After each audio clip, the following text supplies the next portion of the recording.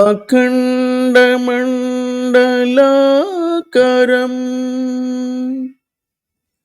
వ్యాప్తం యెన చరాచరం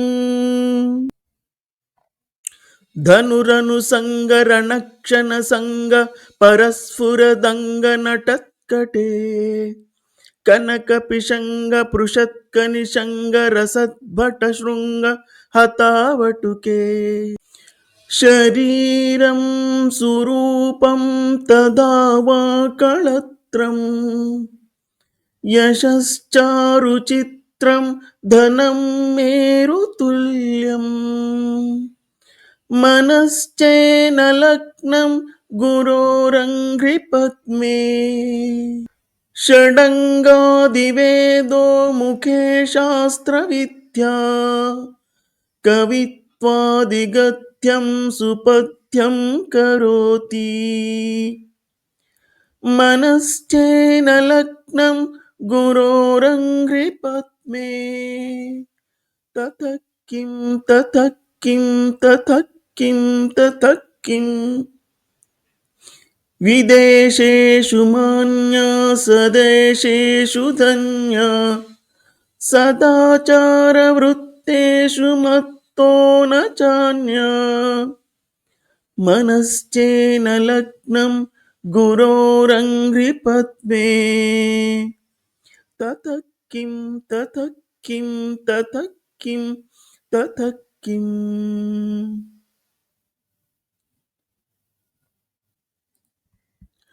ఇందానకీరమణి బంధా భవే హృదయ బంధావతీవ రసికా సంధావతీ భువన సంధార్యనేప్యమృత సింధా ఉదార నిలయా.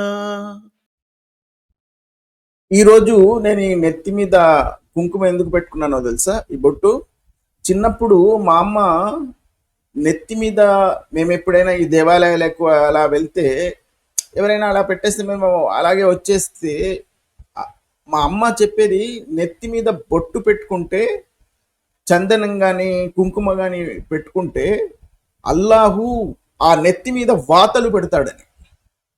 మరి ఇప్పుడు చూద్దాం అల్లాహు నా నెత్తి మీద ఎలా వాతలు పెడతాడో అది చూద్దామని పెట్టుకున్నాను. పైగా ఈరోజు మనం ఆదిశంకరాచార్య గారి గురించి ప్రస్తావించడానికి, ఆయన గురించి చెప్పడానికి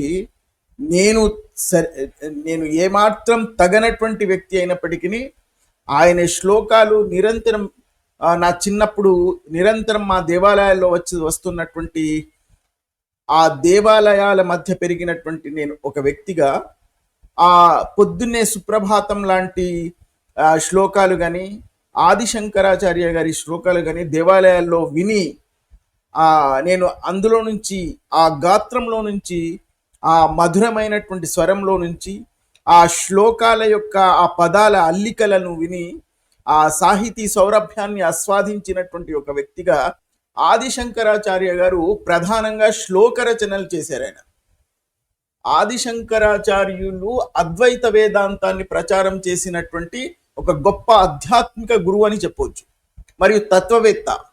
ఆయన రచించినటువంటి శ్లోకాలు, స్తోత్రాలు, గ్రంథాలు హిందూ ధర్మం అద్వైత తత్వానికి సంబంధించిన అమూల్యమైనటువంటి రచనలుగా గుర్తించబడతాయి.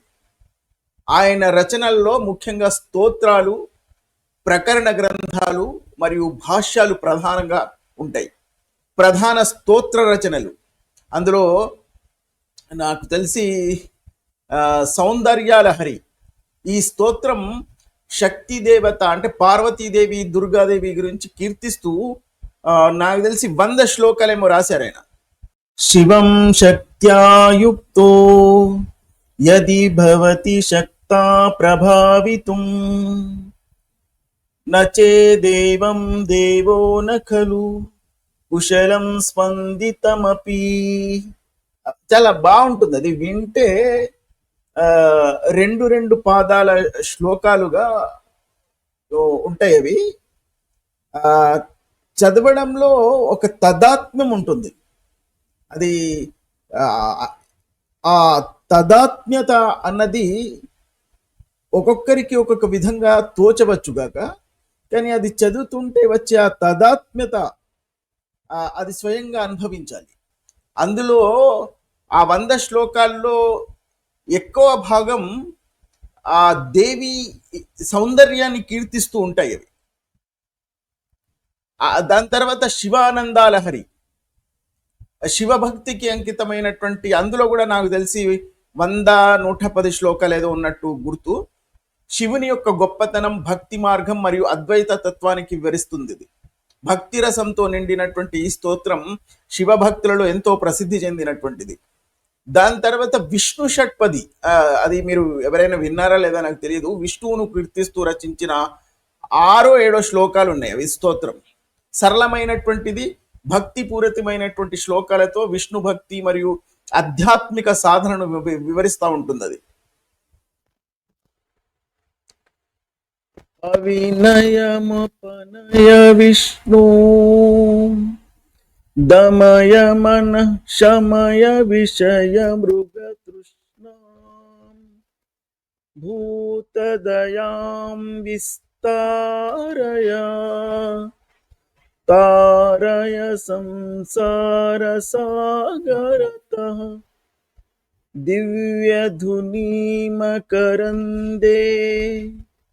పరిమళ పరిభోగ సచ్చిదానందే శ్రీపతి పదారవిందే భవభయఖేదచ్చిదే వందే. దక్షిణమూర్తి స్తోత్రం, ఇది కూడా ఆదిశంకరాచార్యులు గురు రూపంలో ఉన్న దక్షిణమూర్తిని, శివుని యొక్క రూపంని కీర్తిస్తూ రచించినటువంటి స్తోత్రం ఇది. ఇది అద్వైత వేదాంత సిద్ధాంతాలను సంక్షిప్తంగా వివరిస్తూ ఉంటుంది. ఈ స్తోత్రం జీవన శైలి, భక్తి మరియు మోక్ష సాధన గురించి బోధిస్తూ ఉంటుంది. ముఖ్యంగా సంసార బంధాల గురించి హెచ్చరిస్తూ భగవంతుని భక్తిలో మనసు నిమగ్నం చేయమని సూచిస్తూ ఉంటాయి. ఇవి మీరు ఎంతమంది విన్నారో లేదో నాకు తెలియదు, కానీ నిర్వాణ శతకం అని ఒకటి ఉంది. ఆత్మ యొక్క స్వరూపాన్ని వివరిస్తూ 6 శ్లోకాలతో కూడిన ఈ రచన అద్వైత తత్వానికి ఒక సారాంశం అనే చెప్పాలి. నేను శరీరం కాదు, మనసు కాదు, బుద్ధి కాదు, నేను శివము బ్రహ్మము అనే సిద్ధాంతాన్ని స్పష్టంగా వివరించే శ్లోకాలు అవి. ఇది బహుశా ఈ కాలఘట్టంలో ఇప్పుడున్నటువంటి తరంలో ఉన్నటువంటి వాళ్ళు ఎక్కువ మంది ఇవి విని దాన్ని అర్థం చేసుకుని దీన్ని ఆనందించిన వాళ్ళ సంఖ్య బహుశా చాలా తక్కువ ఉండాలి. లక్ష్మీదేవిని కీర్తిస్తూ రచించినటువంటి స్తోత్రాన్ని కనకధార స్తోత్రం, అది ఎంత వినడానికి ఎంత వినసొంపుగా ఉంటుంది అది అంటే, అది విని ఆనందించిన వాళ్ళకే తెలుస్తుంది. అది ఒక పేద స్త్రీకి సహాయం చేయడానికి శంకరాచార్యులు ఈ స్తోత్రాన్ని రచించినట్టుగా ఒక కథ ప్రతీతిలో ఉంది. మరి ఆ కథల మీద నాకు పెద్దగా విశ్వాసం ఉండదు, అది ఎంతవరకు నాకు. అన్నపూర్ణ స్తోత్రం, అన్నపూర్ణాదేవిని, అన్నం ఇచ్చే దేవతను కీర్తిస్తూ రచించినటువంటి స్తోత్రం. ఆహారం, జ్ఞానం మరియు ఆధ్యాత్మిక శ్రేయస్సు కోసం ఈ స్తోత్రం పఠిస్తూ ఉంటారు కొంతమంది విశ్వాసులు. మీనాక్షి పంచరత్నం, కాశీలోని మీనాక్షి దేవిని కీర్తిస్తూ రచించిన 5 శ్లోకాల స్తోత్రం ఇది. దేవి యొక్క దివ్య స్వరూపం మరియు భక్తి రసాన్ని వర్ణిస్తూ ఉంటుంది. లలితా పంచకం, లలితాదేవిని స్తుతిస్తూ రచించిన 5 శ్లోకాల స్తోత్రం, ఇది కూడా 5-6 శ్లోకాలు ఉన్నట్టుగా గుర్తు. ఇంకా చాలా రచనలు, బహుశా నేను మర్చిపోయి ఉన్నాను, కొన్ని నాకు గుర్తుకు ఉండకపోవచ్చు. ఏదైనా రచనలు ఆయనవి అంటే అందులో కొన్ని భాగాలు ఆదిశంకరాచార్యుల గారి శిష్యులు రాశారన్న ప్రతీతి కూడా ఉంది. ఏ విధంగా అంటే, మన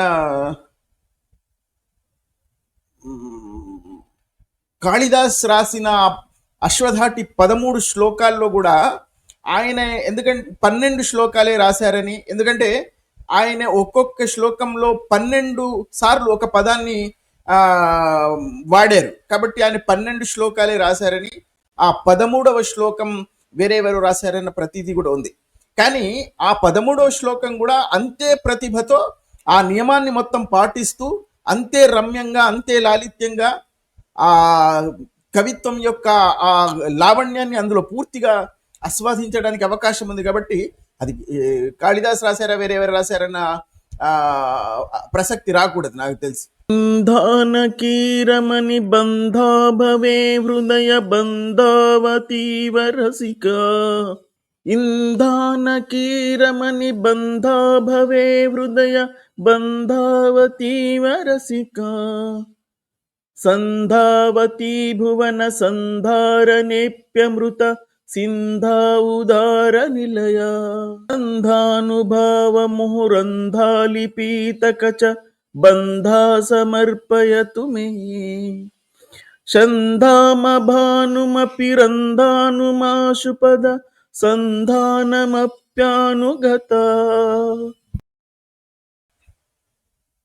ఇప్పుడు ముఖ్యంగా నేను ఒకే ఒక శ్లోకం బహుశా మీరందరూ ఎప్పుడు నిరంతరం మనం దేవాలయాల్లో అక్కడక్కడ వింటూ ఉంటున్నటువంటి ఆ శ్లోకం, అందులో ఆదిశంకరాచార్య గారు తీసుకున్న పదాలు, అల్లినటువంటి ఆ పదాలు ఎంత చాలా గమ్మత్తుగా ఉంటాయంటే, ఆయన సమకూర్చుకున్నటువంటి పదాలు, ఆ పదాల యొక్క రమ్యత, ఆ పదాల యొక్క లాలిత్యం ఎంత వినడానికి ఎంత హృదయంగా ఉంటుంది, ఎంత మధురంగా ఉంటుంది అంటే దాన్ని వర్ణించడం అసాధ్యం. ఐగిరి నందిని నందితమోదిని విశ్వ వినోదిని నందినుతే, గిరివర వింధ్య శిరోదిని వాసిని విష్ణు విలాసిని జిష్ణునుతే, భగవతి హేసితి కంద కుటుంబిని భూరి కృతే, జయ జయ హే మహిషాసురమర్దిని రమ్యకపర్దిని శైలసుతే, సురవరవర్షిణి దుర్ధరధర్షిణి దుర్ముఖహర్షిణి హర్షరతే, త్రిభువన పోషిణి శంకరతోషిణి కల్మషమోషిణి ఘోరరతే, ధనుజ నిరోషిణి దితిసుతరోషిణి దుర్మద శోషిణి సింధుసుతే. ఆయన ఎన్నుకున్న పదాలు గమనించండి, ఎలా పదాలను అల్లారు, ఆ పదాల ఎన్నిక, ఆ అల్లిక ఎంత అద్భుతంగా ఉంటుందంటే అది గమనించి దాన్ని ఆస్వాదించగలిగిన వాళ్ళకి మాత్రమే అది అర్థమవుతుంది. ఐ జగదంబ మదంబ కదంబ వన ప్రియవాసిని హాసరతే, శిఖరి శిరోమణి తుంగ హిమాలయ శృంగ నిజాలయ మధ్యగతే, మధు మధురే మధు కైటభ గంజిని కైటభ భంజిని రాసరతే, జయ జయ హే మహిషాసురమర్దిని రమ్యక పర్దిని శైలసుతే. ఇది మాత్రమే బాగా ఎక్కువగా శంకరాచార్య గారి యొక్క దేవాలయాల్లో కానీ అక్కడక్కడ ఎక్కువగా వినిపించే శ్లోకాలు ఇవి. ఇందులో ఆయన ఎంతటి తన యొక్క ప్రతిభను మొత్తం ఆ పదాల అల్లికలతో, ఆ పదాల ఎన్నికతోనే నిరూపించేశారు. ఎంత అద్భుతమైనటువంటి, నాకు తెలిసి సంస్కృతంలో ఇంకా ఏ పదాలు మిగిలే ఉండవు. ఈ కాళిదాస్ గారు కానీ మన ఆదిశంకరాచార్య గారు వాడనటువంటి పదాలు సంస్కృతంలో ఇంకా మిగిలి ఉన్నాయంటే నాకైతే సందేహాస్పదమే. ఆయన ఎన్నుకున్నటువంటి పదాలు, అది అందులో అల్లినటువంటి విధానం, కృత చతురంగ బలక్షిత రంగ ఘటద్బహురంగ రటద్భటుకే, ఎలా అల్లారు చూడండి పదాలు. ఆ సాహిత్యాన్ని సంగీతంతో మేళవించి, సంగీతం అవసరమే లేకుండా ఈ సాహిత్యంలోనే సంగీతాన్ని కూడా మేళవించి, దుదుకుట దుక్కుట దిందిమిత ధ్వని ధీర మృదంగ నినాదరతే, ఎలా చెప్పారు చూడండి. దుదుకుట దుక్కుట దిందిమిత ధ్వని ధీర మృదంగ నినాదరతే, జయ జయ హే మహిషాసురమర్దిని రమ్యక పార్దిని శైలసుతే. ఇది వింటూ ఉంటే వినాలి అని అనిపిస్తూనే ఉంటుంది. ఆ మొత్తం ఆ 21 శ్లోకాలు ఏమో ఉన్నాయి ఇవి. అవి మొత్తం మనం ఇక్కడ చదివామంటే బహుశా ఈ వీడియో చాలా లెంతీగా అయిపోతుంది. అది డౌన్లోడ్ చేసి మళ్ళీ అప్లోడ్ చేయడం అనేది నాకు కొంచెం కష్టంగా అవుతుంది.